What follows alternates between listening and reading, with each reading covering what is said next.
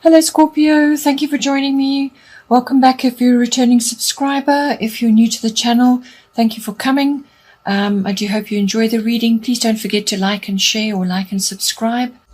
So the first area of interest would be third house. Third house is everything to do with communication. So this is to anybody really around you. It could be to a wider audience as well, to a larger group. But it can also be to specific people. So this can be family members like aunts, uncles, cousins, siblings, and also it can be to general relatives. It can also be to neighbors as well. So, but this house also covers short trips. It also covers documents and contracts of all kinds. So anything written, verbal, even body language is covered by the house of communication. So your third house, it looks like actually this is tying in with a larger concept in your chart. This is something to do with you actually following what's in your heart, following what you're passionate about. And it seems to be that with the third house, you're either receiving news or you're going to be giving news or you're going to be verbalizing what it is you want, or somebody's going to come to you with an offer or some kind of opportunity. But this fire element desire card is sitting underneath this. And what it's saying is that your passion is going to be activated, or you need to activate it yourself. And that is coming up later as well. You need to go after what it is that you want. This is a take action card, but it's a measured and a disciplined way of going about it. This is not just a wild rushing in, but you may need to take a leap of some sort. It can also be clearing the decks, to absolutely blitzing the landscape in order to plant new things. And I feel that's going to be needed at this time. There's something that you've kind of been either suppressing or hesitating about, or not feeling 100% certain about. And it's taking you a long time to get to that point where you actually have to take action. And this card is going to put you in a position where you actually have to take action now. So this is some sort of epiphany, or a wake-up call, which is coming for you now. It's a very sharp point, and it's pointing right at your third house. And so this is some kind of action that you need to be taking, whether it's verbal or written, a document or a contract or an offer, or it's you initiating something. Perhaps you want to start something, perhaps you're purchasing something, or you are starting something, perhaps it's your own business, or it's something to do with communication with whoever around you, but also possibly to a wider audience. You could be launching something, but this is very much a go-get-them card. Go after what you want, seek and secure. And at the top of this is the goddess guidance, which is Yamanya, golden opportunity. Important doors are opening for you right now. Walk through them. So some kind of opportunity is coming to you, or you're going to create an opportunity, and this is going to give you what you want. So, but the desire is what's going to drive it. You actually have to pull this, whatever it is that you want to do, really right out and take action on it. This is about the waves coming in as well. So opportunities coming in, you taking the next wave, taking what is right for you. But there's a joyful energy about this. And this is what I feel is important for you, because you're such a deep feeling person. Sometimes joy escapes you because you're so entrenched in the darkness and the deepness of everything. You sometimes need to just let loose and go after what it is that brings you joy.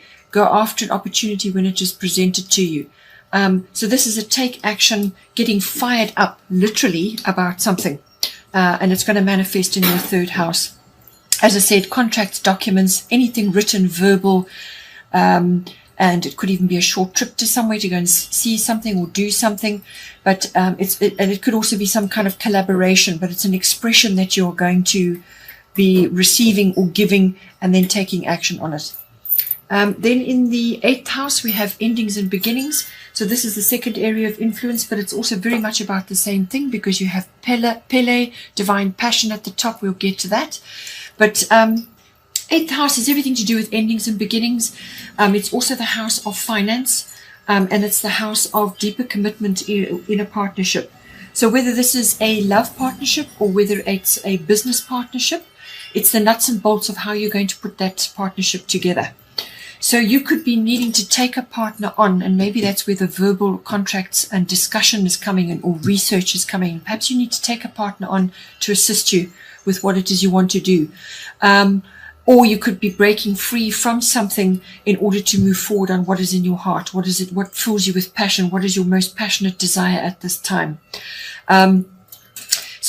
Finance, endings and beginnings.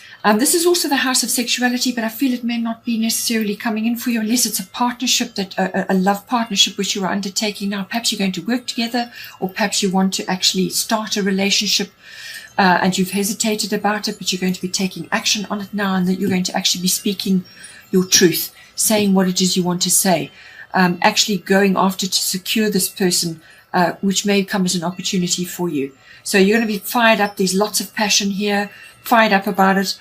And this could be very well the beginning of a much deeper commitment of some kind. As I said, maybe speaking your truth and actually being verbal about what it is, putting it in words, what it is you need to say to bring this partnership about may be required now at this time in the 8th house. It can also be the regeneration or the resurrection of something. So it could be an existing partnership or an existing financial situation that you have, which is now going to get a boost, some kind of kickstart in order to move it forward to the next level. Sitting underneath here, we have water element sensing. So this card is kind of is the quieter card of all this action that is going on here, and this passion and desire. This is a very much a contemplative card. This is going with the current, moving with the way that you feel that you're being led at this time. So it is kind of going with the flow. But I feel it's also very much a contemplative card. This is about sensing what needs to be done, going inward to actually sort of gather the resources and the energy that you require in order to bring this very important action that you're going to be taking. It's about gathering your resources, gathering your energy, thinking, dreaming, imagining, and so on. This is sitting at the bottom of this. So this is going to be very important as a stepping stone for you to move forward. If there is drama going on around you, just flow around it. Just flow past it, let it go. But watch your boundaries. Make sure your boundaries are in place while you're in this contemplative field. This is a very imaginative and artistic or creative time to be taking for yourself. So it's me time, this. It's time for you to just go within and harness the effects of the water element, sensing what it is you need to do, planning your next move, dreaming, and getting things together in preparation. This is very much a preparation card for what needs to be happening, and just go with the current at this time, but get ready to take action. So at the top of this column, we have Pele, Divine Passion. Be honest with yourself. What is your heart's true desire? So as I said, this could be with a love partnership or a love relationship that you're going after now, because you also have 7th house indicated here. So this is somebody that you've perhaps had your eye on, or that you are already currently involved with, or you are contemplating taking things to the next level. And this is going after the passion. This person or this idea or this business or financial situation, whatever it is, has got to stimulate you enough to force you into action. You really need to, with this card, it can sometimes indicate that you've been suppressing or ignoring something deep within you that needs expression. This is about the eruption of that. So it's about it bubbling out, coming out, letting it loose, and going after what it is, whether it be a person or a relationship or a business partnership or business idea or some kind of financial thing that is coming for you. It really is about having the courage, which the fire element will give you, having the courage to go after what it is that you want for yourself, to actually make it happen at this time. Then the final area of emphasis is the 7th house, which is the house of relationships. This is close personal one-on-one relationships, but it can also be business partners, as I said. So very much either a relationship or a business idea going on here. You could be working with this person. As I said, it could be a business partner or it could be a relationship. So seventh house is under the spotlight as well. Everything to do with relationships. This can be close, personal, one-on-one relationships. It's normally got quite an emphasis on it. Seventh house is not a love affair. This is the next level. Or it's a business partnership, but it's much more serious. There's more commitment with this going on. And sitting underneath that, there is something you need to take cognizance of. South Node, life's debts. So South Node is the past. And this could be past life as well, or past lives. But it is very much the past. And it's about life's debts. So you may be reconciling some karma with a person or in this relationship situation. So you may be reconciling some karma. So anything unfinished or unresolved needs to be dealt with right now in order to move you forward. You need to drop baggage, drop old situations, attitudes, beliefs that are holding you back now, because the future awaits. Your future is waiting for you, but you cannot drag all the stuff that you've been carting around with you into that future. You have to deal with it and let it go. So any karmic situations, deal with them and sort them out. But it is also about your attitude, and it could be also past programming from your parents, from your childhood, from your upbringing, from your environment, whatever has placed a sort of a lack of creativity or a lack of forward movement in your life, being unable to change, to move, to grasp new things, to move forward, to change, to grasp and accept change, to be joyful about it, because this is about joy here. So this is about finding your joy, but you have to let go of the past. You have to let go of the old things that may be holding you back at this time and reconcile your karma, deal with the things and sort them out. And in order to do that, this is the area of focus is your seventh house, which is your relationships. And once you get through this, once you deal with this baggage, drop this baggage, let go of all this, because this is very much a turning point, eh? This is serious. This is very serious turning point for you. You've also got a wake-up call here of an epiphany. So really, this is a month of epiphanies and turnarounds. Once you get through all of this, it's a very fertile time, Ostara. It is the perfect time for you to start new projects, access new ideas, and give birth to new conditions.